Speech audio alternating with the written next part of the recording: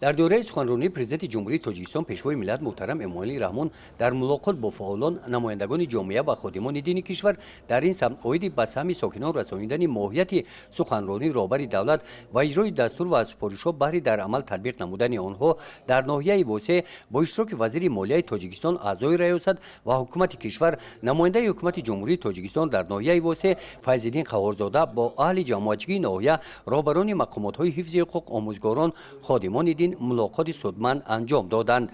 نماینده حکومت کشور در سخنرانیشان اوید وضع جهان معاصر یراقناق‌شوی با شتاب پیشگیری شامل شوی جوانان به هر گونه حزب و حرکت‌های غیر رسمی خاراکتری افراطگرایی داشته رسیدن به این هدف‌ها برای بلند برداشتن مسئولیت آموزگاران در سمت تعلیم و تربیت نسل نورس درک مسئولیت بلند آموزگاران رفت اجرای قانون جمهوری تاجیکستان درباره مسئولیت پدر و مادر در تعلیم و تربیت فرزندان و اجرای قانون جمهوری تاجیکستان درباره تنظیم جشن و مراسم در جمهوری تاجیکستان محتوای سخنرانی رهبر دولت را به سهم اشتراکچیان رسانیدند. همچنین فیض‌الدین قوارزاده اوید تامین امنیت اوضاع مملکت تاکیدهای رهبر دولت را در سمت استفاده عاقلانه و ثمرناک ثروت طبیعی آب و زمین گرفتن 3 و 4 حاصل از یک زمین ذخیره موادهای اوضاع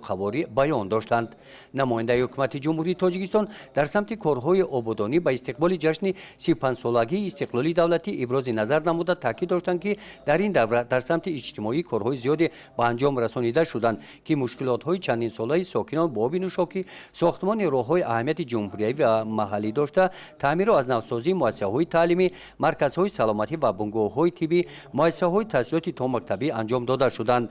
بعد برآمدها در قسم سوال‌ها نماینده حکومت مملکت به سوال‌های اشتراکچیان جواب گردانیده برای بررسی و راه‌های حل آنها به قید گرفته شدند. با اشتراک نماینده حکومت جمهوری تاجیکستان در ناحیه واسع از روز 5 میلیون تا روز 8 میلیون همه گونه واخوری‌ها با ساکنان در همه جماعت‌های دهات دایر می‌گردند.